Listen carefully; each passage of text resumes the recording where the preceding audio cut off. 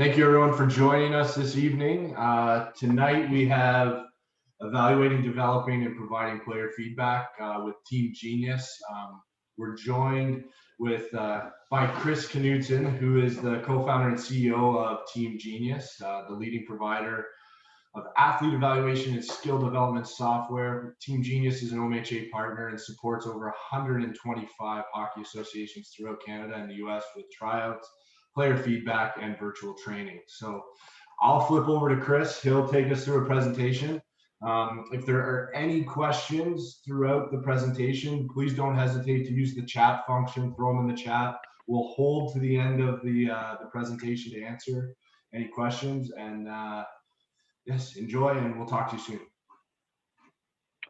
Thanks, Michael. Appreciate all of you joining and for the introduction. I'm going to start. I'm going to focus on maybe about a 15-minute presentation at most. So I'm going to keep this pretty quick and move quickly just to keep this interesting and make the best use of your time here. Just way of a little further introduction of why we're even qualified to speak about this topic, I thought I'd share really quickly about the company. So as Michael mentioned, about 125 hockey associations, but well over 500 organizations in total. Hockey, we're based in Minnesota. Hockey is a huge sport. It's actually our #1 sport. And really the primary thing that people come to us for is tryouts. So we help with the team formation process, basically replacing the paper and spreadsheets and data entry with a web and mobile-based system. We also help a lot with player feedback, coach evaluations. We help provide development tracking, some analytics on progress reporting for players, and that sort of thing. And more recently, we've started to get into the skill development area. So providing a virtual training platform where players can sign in and look at, see daily workouts based on their age or skill level, different motivational content. And it's all made fun through, points and games and some additional ways to keep it engaging. So let's talk about feedback. So we did a survey. We surveyed hundreds of youth sports parents just to see kind of what their perceptions were on feedback and how they're getting it. One of the biggest just simple takeaways was over half of our hockey parents that were surveyed said they did not get any sort of written evaluation or feedback from their coach. And I want to be clear too, we know a lot of coaching feedback happens, verbally at practices and games and all of that. And that's, of course, no one's trying to argue that is not important and not a big piece of this. But the point is more that in itself, we don't believe is sufficient. And so why people don't share written feedback? We've talked to, thousands of coaches and directors over the years. Most of our tools are really focused on people like yourself, people running these organizations who have to orchestrate these processes for dozens of teams and hundreds, if not thousands of players. And so what we hear all the time is, coaches don't want to invite maybe scrutiny or be challenged. So if you document and give it to a parent, it sort of invites questions. Although that's true, those things are happening whether you talk about them or not. And so that's kind of the kind of counterpoint to that. Also that they're too time consuming. And that's no question. Without the right tools, evaluations, like no one wants to chase down a bunch of coaches. No one wants to send out batch emails with, here's a link to a spreadsheet. And then of course you get it and, you get that data back and it's not really in a format where it can be presented to a player in any, polished way. There's also no way for the directors to actually manage and orchestrate that process. So, similar to the previous point, it's that idea of just, I've got to send out all these emails and I have no idea if there's actually coaches who are completing this. I don't know who's done it, who hasn't. Is there any compliance? And so, those things alone typically prevent organizations from they just say, hey, we're just not going to do it then. And you can't blame them. And then lastly is kind of the limited understanding of the long-term value. And that's not meant to be a criticism. It's just that there's so much going on in these organizations we work with. People always tell us they kind of have ahas when they start to look at, hey, it's 2021 and we should really be documenting this data on these players, being able to look at some of the ways that data can be used, which I'll talk about in a moment. So problems with verbal only feedback. Again, no one's saying that's not important, that it absolutely is, and that's where a lot of the learning is going to happen. But when it's left to verbal only, Feedback isn't logged or tracked by the coach, so it's therefore really unusable beyond that initial conversation. It's also often forgotten or misremembered by athletes. We hear about this all the time. You're trying to explain something to a 10-year-old, they might interpret it differently than the coach intended. And then that gets back to the parent who says, oh, the coach told my son this. And oftentimes it's just not really the intent behind the feedback. Similar, just the lack of transparency with parents on how their child can improve. So when we talk to organizations who are doing this well or giving feedback well, one of the things that they're always really surprised or excited about is the fact that when you document that feedback and you have something tangible that the parent can take home, not only do they feel like they're getting more value from the organization, but it also kind of creates this great way of aligning expectations.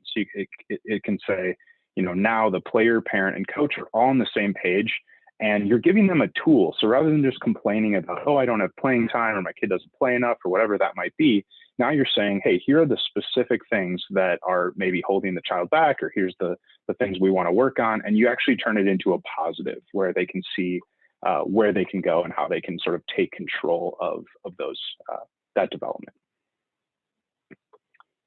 And lastly, data isn't accessible. I mean, there's, as I mentioned, there's a lot of ways that data can be used if it is accessible and documented. And really, we'd like to turn it into an asset for the organization, not just be this kind of frustrating thing we have to do every year that takes a lot of time. So I touched on some of these kind of, to the inverse of the previous points, but just to kind of recap why written feedback or documented feedback is so important. You're able to outline the strengths and weaknesses, eliminating confusion from verbally delivered feedback.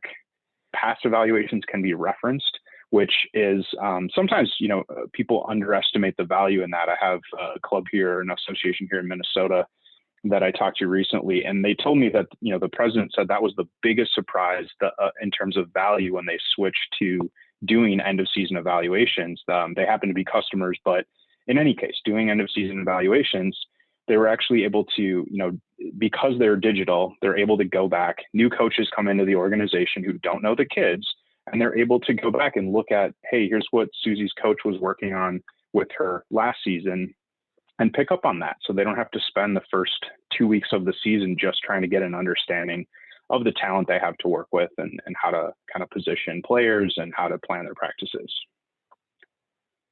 Can also help athletes and parents decide which off-season camps and clinics to attend. So this can be a big one. A lot of associations tend to earn a lot of their income, of course, typically nonprofits, but certainly earning a good bit of their budget through camps and clinics and some of those activities. So if you're able to help a player understand maybe they need to improve their skating, there's a skating clinic, and you create this opportunity to kind of, again, show them the way, show the path to getting better. Touch on that next one, so I'm going to skip that, but also aiding in the long-term development and proper team placement. So another surprise, not that we're expecting to run into another pandemic right away or anytime soon. We have heard a lot of organizations who have the habit of collecting data and documenting it around their feedback are able to actually use that to make decisions in the event like last year where they weren't able to have full tryouts. They were able to look back at the end of season evaluations in one place, compare players, see maybe who's developing faster, who's on the kind of trajectory of development, who maybe based on their team and their feedback, maybe isn't really fit for that level of play or that team. And so you're able to make better decisions with or without a tryout to make those team formation decisions. It also alleviates, of course, you're all familiar with the drama that can occur around tryouts and just the passion people have for those decisions, and of course the parents and some of the challenging conversations that can come out of those. And so if you have that complete data picture to say, not, this wasn't just one day, that this kid had a bad day, it's that we have a whole picture of several evaluations over the course of the last season or the year, and we can go back and reference that and create that complete picture of the player making better decisions. Also kind of, you have something documented to show a parent to say, this is why this decision was made. Here's all the data to back it up. So when should we evaluate an athlete? So as I mentioned, our core value for a lot of associations is tryouts, and it's that team placement process, and that's something we excel at. We spent a lot of several years developing our tool for. So every association kind of focuses there initially, but the key is even adding one more evaluation event during the year. Maybe typically that ends up looking like an end of season. So you have that preseason or the tryout assessments, and then you're able to jump into an end of season coach evaluation. You send those the players home at the end of the season with something encouraging. They can maybe decide how much they want to work on hockey over the summer. Maybe they want to attend some clinics or try to focus in on a specific skill with some at-home training. But doing that one additional evaluation is a good place to start. In a perfect world, we've seen even organizations go as often as monthly evaluations throughout the season. I think, again, that's the advanced exception. So I don't want you to kind of come away from this thinking, hey, we need to get crazy and start doing these formal evaluations throughout the year. That's just not realistic for most associations. But by using a single tool where you're able to capture the tryout data and process, but then even adding one additional evaluation, like a mid or end of season evaluation, you're creating a better experience for those players, giving them something tangible to take home in the form of a report. But you're also kind of creating that data picture, and you're starting to create an asset for the organization that lives on beyond just the volunteers or administrators who are there at the time. So real quick, just to kind of recap how we can help, and I'm almost done here. Just wanted to, of course, wouldn't make sense to leave this without showing just a brief idea of how we help with this process, because without the right tools, it is daunting, and most organizations just choose not to do it, and that's understandable. So if you do have the right tools, this allows you to build the evaluation however you want. Tools totally customizable. So the criteria, the structure, the cadence, everything you want is customizable and available. Then you're able to actually assign those coaches an evaluation. So you can say, hey, send an email out to all those coaches right through the system with a link to their evaluation that's going to jump right into their specific team, either in our mobile app or in our web-based evaluation tool. So they can type up their feedback, they can do voice to text, they can even record a self-facing video discussing the feedback for the player. And you're able, as an administrator, you're able to actually track the progress. So you can see, a coach that maybe hasn't started yet with a day left till the due date, or you can see the ones who have completed it, and you can get those feedback reports off to parents right away. And then you're able to, again, evaluate throughout the year, track progress. You have one central location for all this data, whether it's a tryout or it's a camp or clinic, or it's player feedback. And then, of course, just saving time. Again, like, people just don't do this because it's a pain. Most organizations we work with on the low side report saving 40+ hours per evaluation using the tool. And we have certainly some who claim hundreds. This is just a quick example of what a report could look like. This is all templated. So you just focus on the evaluation. The system's going to dynamically create these reports for every player. So you could batch, hey, I have this team done, or maybe we have all 500 kids done with their evaluation based on the dashboard that shows progress. Then you can go in and send through the email tool a personalized email to every player and parent. They're going to get a link to Gregory Timmons' evaluation report in this case. And this is an interactive web-based report. So I can filter by different time periods. I can expand and view feedback. If there are any videos, they're going to show up in here. You could drop in a YouTube link to recommend, hey, here's a puck handling drill that you could work on at home. And this just creates a really nice professional looking report. This would be your color scheme on these borders here, your logo. So it's just a really, really nice way of kind of capping the professionalism of the organization. So in summary, just feedback, both verbally and written, is important, of course, and we often see the documented feedback that's kind of formalized go by the wayside just because of the time it takes and the energy it takes to manage that without tools. And so, clear, actionable feedback improves the relationship. We hear this all the time. You want to get everyone on the same page about that athlete. It doesn't always have to be super serious, but if you sit down with that parent and player or send that report, it just shows that you're paying attention, and it just alleviates a lot of tension in those relationships. Technology makes the process easier. I've covered that, of course. And then also just kind of pushing to expand the thinking about how the data can be used long-term, catching new coaches up to speed on their players, supporting team placement decisions. So if someone has a bad day or two at a tryout, but is actually one of the best players on their team the previous season, those things start to come forward, and you have documented proof and evidence that that is the case, just for a couple of examples. So thank you again for having me. I'd love to take any questions if there are any. Yeah, perfect. Thanks, Chris. I know we had a bunch of people jump into the conversation a little after we started. I apologize for that. So if you have any questions, please feel free to throw them in the chat. Use the chat function. I do want to touch on the skill development platform that Chris kind of touched on at the start of the presentation. That is what the OMHA Hockey Academy currently uses. So if any of your players have been involved in that, that is the platform we are using. It's the TeamGenius. We white labeled it a little bit, but that is the platform we are using. If there aren't any questions, I'll throw to Kevin Hamilton for closing remarks. Sorry, who raised their hand? Joe, I'm going to allow you to talk. Give me 1 sec. Go ahead, Joe. If you unmute, you can talk. Hey, Chris, how are you? Hey, I'm good, Joe. Good stuff. We used TeamGenius a couple of years ago, and I love it. The one thing that I know we've been trying to figure out is how we load the players in if we're evaluating them for tryouts, when we're loading them in and starting at AA and then moving down the line to A, et cetera, et cetera.